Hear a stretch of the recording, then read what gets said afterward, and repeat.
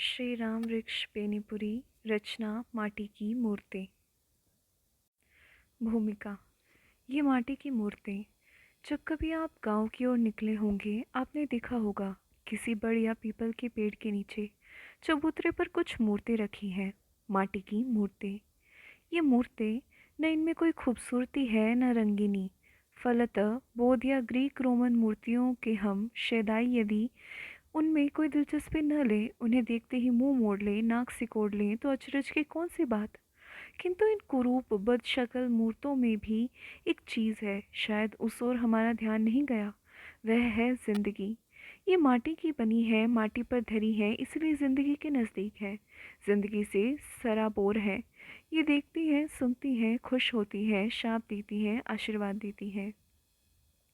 ये मूर्तें न तो किसी आसमानी देवता की होती है, न अवतारी देवता की।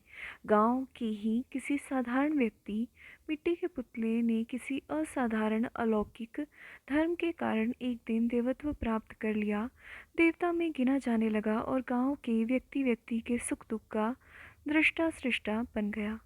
मिट्टी के उन पुतलों की ये माटी की मूर्तें। हाँ, ये देखती हैं, सुनती हैं, खुश होती हैं, नाराज़ होती हैं।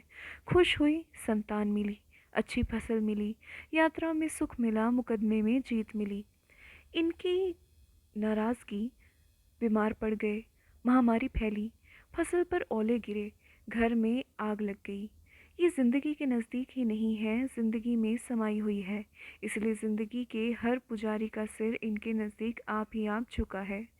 बौद्ध और ग्रीक रोमन मूर्तियाँ दर्शनीय हैं, वंदनीय हैं, तो माटी की ये मूर्तें भी उपेक्षणीय नहीं। आपसे हमारा निवेदन सिर्फ इतना है।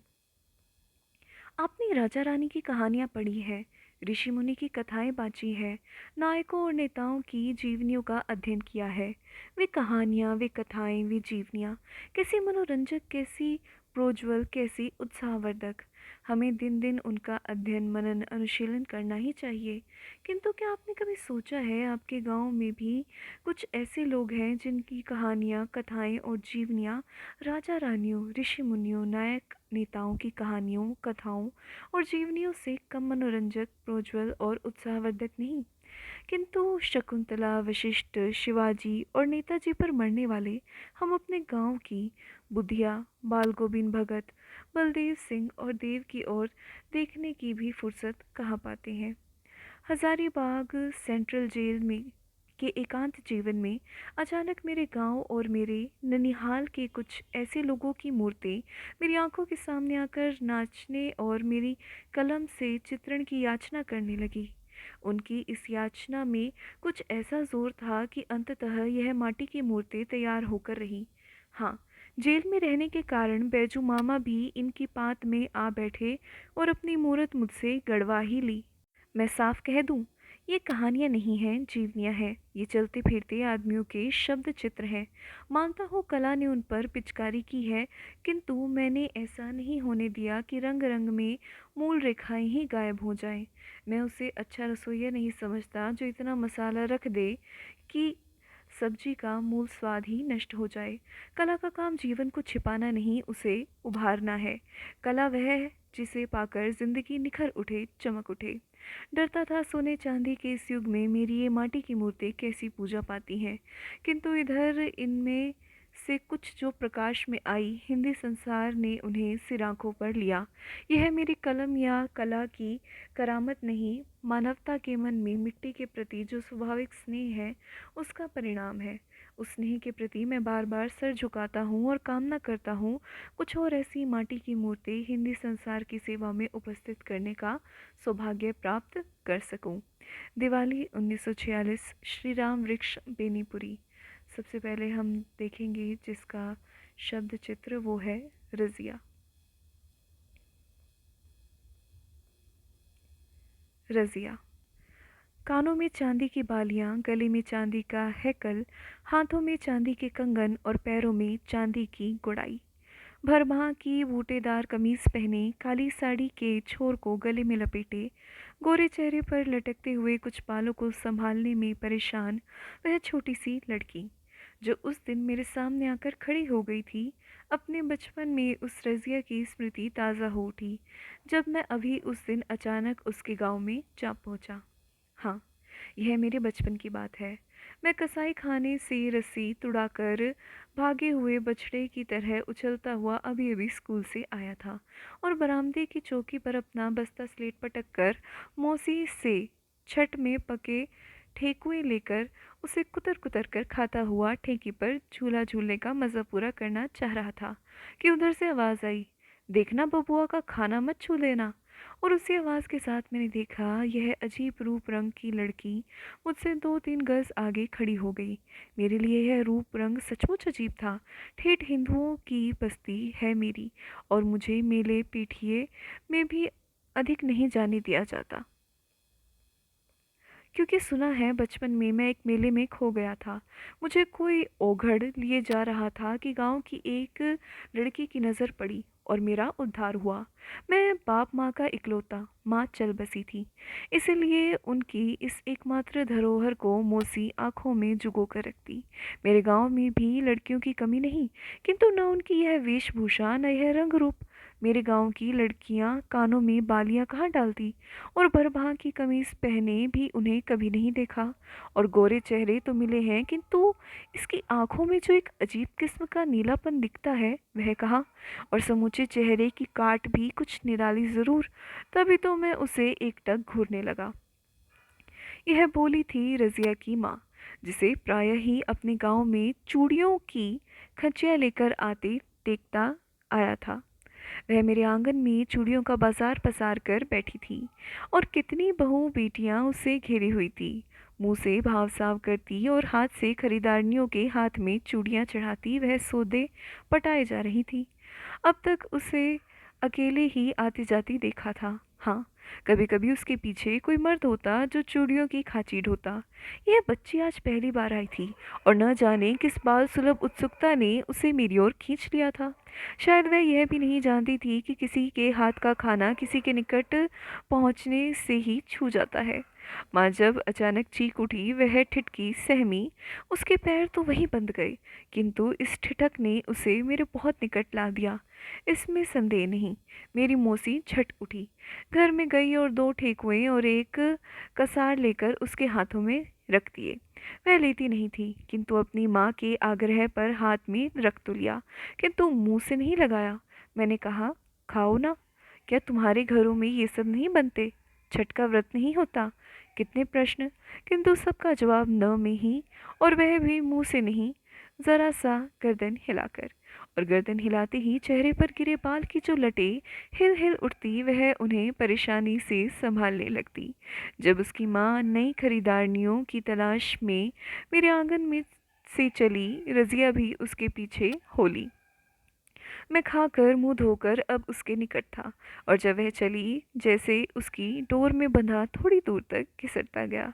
शायद मेरी भावुकता देखकर ही चूड़ीहारनियों के मुंह पर खेलने वाली अजसर हंसी और चुहल में ही उसकी माँ बोली, बबुआ जी, रजिया से ब्याह कीजिएगा। फिर बेटी की ओर मुखातिब होती मुस्कुराहट में कहा, क्यों री रजिया, यह दूल्हा तुम्हें पसंद है? उसका यह कहना कि मैं मुड़कर भागा। ब्याह एक मुसलमानिन से? अब रजिया की माँ ठठा रही थी और रजिया सिमटकर उसके पैरों में लिपटी थी। कुछ दूर निकल जाने पर मैंने मुड़कर देखा। रज़िया चूड़ीहारिन, वह इसी गांव की रहने वाली थी। बचपन में इसी गांव में रही और जवानी में भी, क्योंकि मुसलमानों की गांव में भी शादी हो जाती है ना। और यह अच्छा हुआ, क्योंकि बहुत दिनों तक प्रायः उससे अपने गांव में ही भेंट हो जाया करती थी। मैं पढ़ते पढ़ते बढ़ता गया, पढ़ने के लिए शहरों में जाना पड़ा। छुट्टियों में जब जब आता इधर रज़िया पढ़ तो नहीं सकी, हाँ, पढ़ने में मुझसे पीछे नहीं रही। कुछ दिनों तक अपनी माँ के पीछे पीछे घूमती फिरी।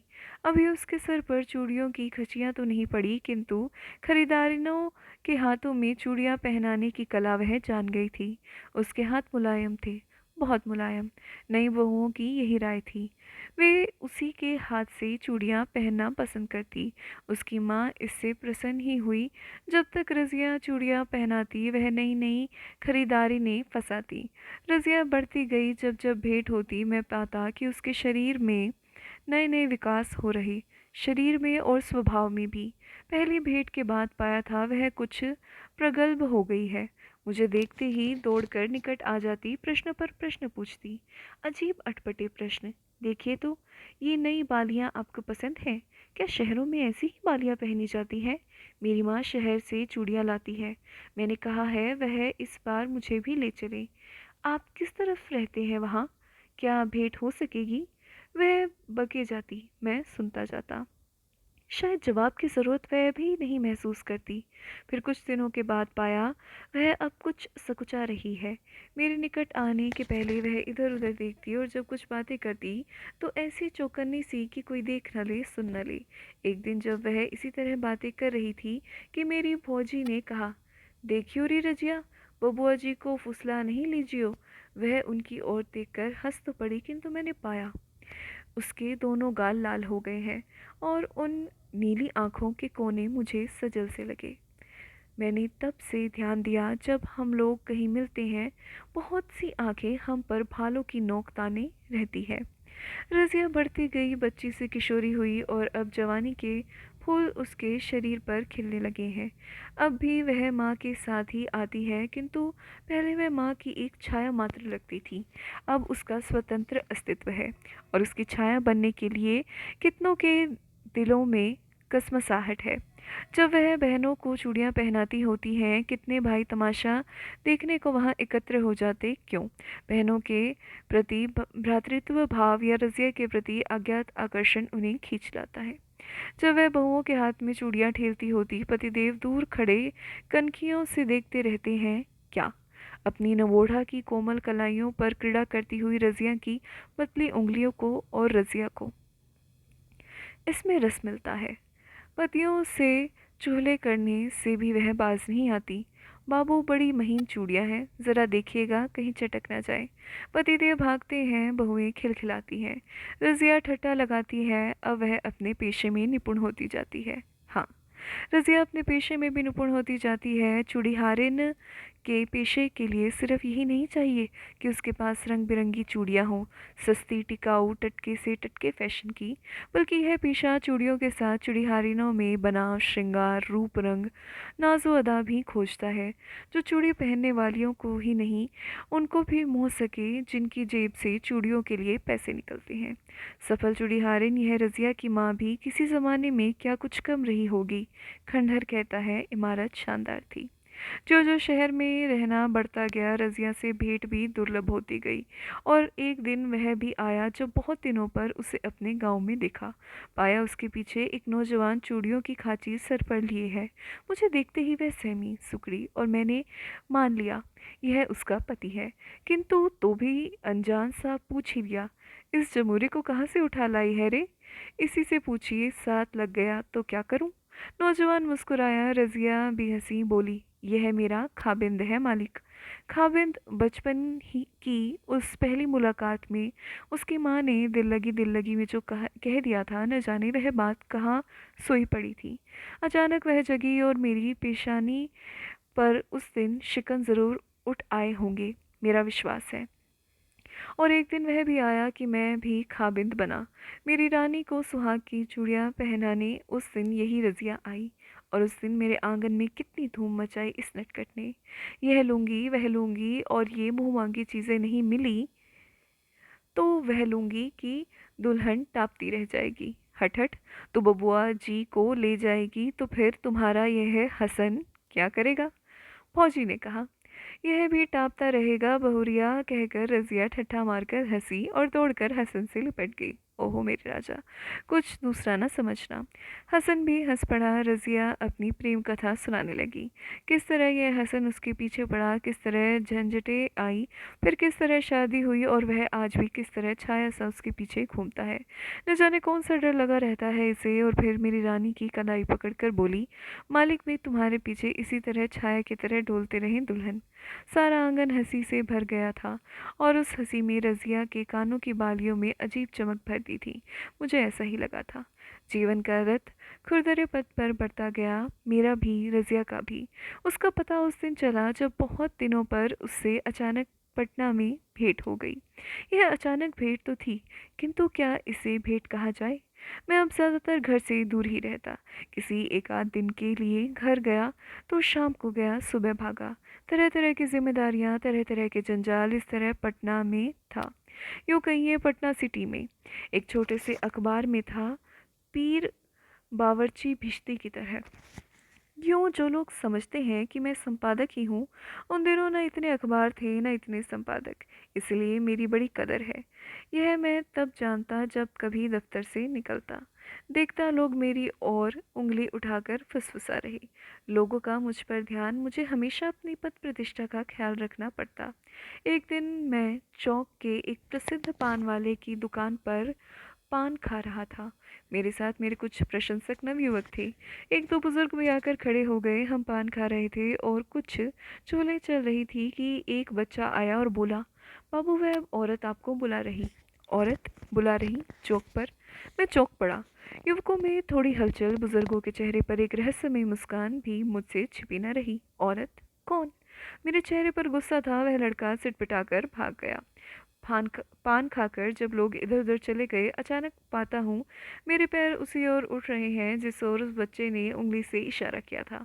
थोड़ी दूर आगे बढ़ने पर पीछे देखा, परिचितों में से कोई देख तो नहीं रहा, किंतु इस चौक की शाम की रुमानी फिजा में किसी को किसी की ओर देखने की कहाँ फुर्सत। मैं आगे बढ़ता गया और वहां पहुंचा जहां उससे पूरब वह पीपल का पेड़ है। वहां पहुंच ही रहा था कि देखा पेड़ के नीचे चबूतरे की तरफ से एक स्त्री बड़ी आ रही है और निकट पहुंचकर वह कह उठी, सलाम मालिक। धक्का सा लगा, किंतु पहचानते देर नहीं लगी। उसने जो ही सर उठाया, चांदी की बालियां जो चमक उठी। रजिया, यहाँ कैसे? मेरे मुंह से निकल पड़ा। सौदा सुलफ करने आई हूँ मालिक। अब तो नए किस्म के लोग हो गए ना। अब लाख की चूड़ियाँ कहाँ किसी को भाती हैं। नए लोग, नई चूड़ियाँ। साज श्रृंगार की कुछ और चीज़ें भी ले जाती हूँ। पाउडर, क्लब, क्या क्या चीज़ें हैं ना। नया ज़माना, दुल्हनों के नए नए मिजाज। फिर ज़रा सा रुक कर बोली, सुना था आप यहीं रहते हैं मालिक। मैं तो अक्सर आया करती हूँ। और यह जब तक पूछूं कि अकेली हो या कि एक अधवयस्क आदमी ने आकर सलाम किया। यह हसन था। लंबी लंबी दाढ़ियाँ, 5 हाथ का लंबा आदमी, लंबा और मुस्टंडा भी। देखिए मालिक, यह आज भी मेरा पीछा नहीं छोड़ता। यह कहकर रजिया हंस पड़ी। अब रजिया वह नहीं थी, किंतु उसकी हंसी वही थी। वही हंसी, वही चुहल, इधर उधर की बहुत सी बातें करती रहती और न जाने कब तक जारी रखती कि मुझे याद आया मैं कहाँ खड़ा हूँ और अब मैं कौन हूँ। कोई देख ले तो। किंतु वह फुर्सत दे तब ना, जब मैंने जाने की बात की। हसन की ओर देखकर बोली, क्या देखती हो, ज़रा पान भी तो मालिक को खिलाओ। कितनी बार हुमच हुमच कर भरपेट ठूस चुके हो बाबू के घर। जब हसन पान लाने चला गया, रज़िया ने बताया कि किस तरह दुनिया बदल गई है। अब तो ऐसे भी गांव हैं जहां हिंदू मुसलमानों के हाथ से सौदे भी नहीं खरीदते। अब हिंदू चूड़ीहारने हैं, हिंदू दर्जी हैं। इसलिए रज़िया जैसे खानदानी पेशों वालों को बड़ी दिक्कत हो गई। किंतु रज़िया ने यह खुशखबरी सुनाई, मेरे गांव में यह पागलपन नहीं, और मेरी रानी तो सिवाय रज़िया के किसी दूसरे के हाथ से चूड़ियाँ लेती ही नहीं। हसन का लाया पान खाकर जब मैं चलने को तैयार हुआ, वह पूछने लगा, तुम्हारा डेरा कहाँ है? मैं बड़े पशोपेश में पड़ा। डरिए मत मालिक, अकेले नहीं आऊंगी, यह भी रहेगा। क्यों मेरे राजा? यह कहकर वह हसन से लिपट पड़ी। पगली पगली, यह शहर है शहर। यूँ हसन ने हंसते हुए बाहें छुड़ाई और बोला, बाबू बाल बच्चों वाली हो गई, किंतु इसका बचपन नहीं गया, बचपना नहीं गया। और दूसरे दिन पाता हूँ रज़िया मेरे डेरे पर हाजिर है। मालिक, ये चूड़ियाँ रानी के लिए, कहकर मेरे हाथों में चूड़ियाँ रख दी। मैंने कहा, तुम तो घर पर जाती ही हो, लेती जाओ, वहीं दे देना। नहीं मालिक, एक बार अपने हाथ से भी पहनाकर देखिए। वह खिलखिला पड़ी। और जब मैंने कहा अब इस उम्र में, तो वह हसन की ओर देखकर बोली, पूछिए इससे, आज तक मुझे यही चूड़ियाँ पहनाता है या नहीं। और जब हसन कुछ शर्माया, वह बोली, घाघ है मालिक, घाघ। कैसा मुंह बना रहा है इस समय। लेकिन जब हाथ में हाथ लेता है, ठठाकर हंस पड़ी, इतने जोर से कि मैं चौंक कर चारों तरफ देखने लगा। हाँ, तो अचानक उस दिन उसके गांव में पहुंच गया। चुनाव का चक्कर जहाँ न ले जाए, जिस औघड़ घाट पर न खड़ा कर दे। नाक में पेट्रोल के धुएं की गंध, कान में साई साई की आवाज़, चेहरे पर गरद गुबार और अंबार। परेशान, बदहवास। किंतु उस गांव में जो ही मेरी जीभ घुसी, मैं एक खास किस्म की भावना से अभिभूत हो गया। यह रज़िया का गांव है, यहाँ रज़िया रहती है। किंतु क्या आज मैं यहाँ यह भी पूछ सकता हूँ कि यहाँ कोई रज़िया नाम की चुड़ीहारिन रहती थी या नहीं, या है? हसन का नाम लेने में भी शर्म लगती थी। मैं वहाँ नेता बनकर गया था, मेरी जय जयकार हो रही। कुछ लोग मुझे घेरे खड़े थे। जिसके दरवाजे पर जाकर पान खाऊंगा वह अपने को बड़भागी समझेगा। जिससे दो बातें कर लूँगा वह स्वयं चर्चा का एक विषय बन जाएगा। इस समय मुझे कुछ ऊंचाई पर ही रहना चाहिए। जीप से उतरकर लोगों से बातें कर रहा था, या यूँ कहिए कि कल्पना के पहाड़ पर खड़े होकर एक आने वाले स्वर्ण युग का संदेश लोगों को सुना रहा था। किंतु दिमाग में कुछ गुत्थियां उलझी थी। जीभ अभ्यासवश एक काम किए जा रही थी, अंतर्मन कुछ दूसरा ही ताना बाना बुन रहा था। दोनों में कोई तारतम्य न था, किंतु इसमें से किसी एक की गति भी में भी क्या बाधा डाली जा सकती थी कि अचानक लो, यह क्या, वह रजिया चली आ रही है। रज़िया, वह बच्ची। अरे रज़िया फिर बच्ची हो गई। कानों में वे ही बालियाँ, गोरे चेहरे पर वे ही नीली आंखें, वही बरबा की कमीज, वे ही कुछ लटें जिन्हें संभालती बड़ी आ रही है। बीच में 40-45 साल का व्यवधान। अरे, मैं सपना तो नहीं देख रहा। दिन में सपना। वह आती है, जबरन ऐसी भीड़ में घुसकर मेरे निकट पहुंचती है, सलाम करती और मेरा हाथ पकड़कर कहती, चलिए मालिक, मेरे घर। मैं भौचक्का, कुछ सोच नहीं रहा, कुछ समझ नहीं आ रहा। लोग मुस्कुरा रहे।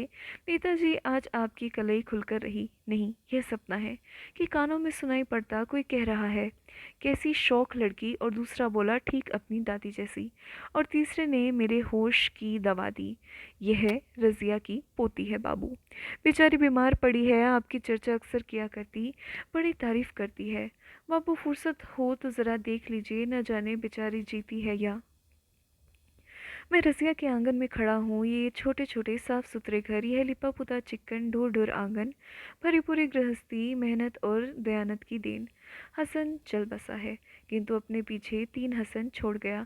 बड़ा बेटा कलकत्ता कमाता, मंझला पुश्तैनी पेशे में छोटा शहर में पढ़ रहा। यह बच्ची बड़े बेटे की बेटी, दादा का सिर पोते में, दादी का चेहरा पोती में, हूबहू रजिया।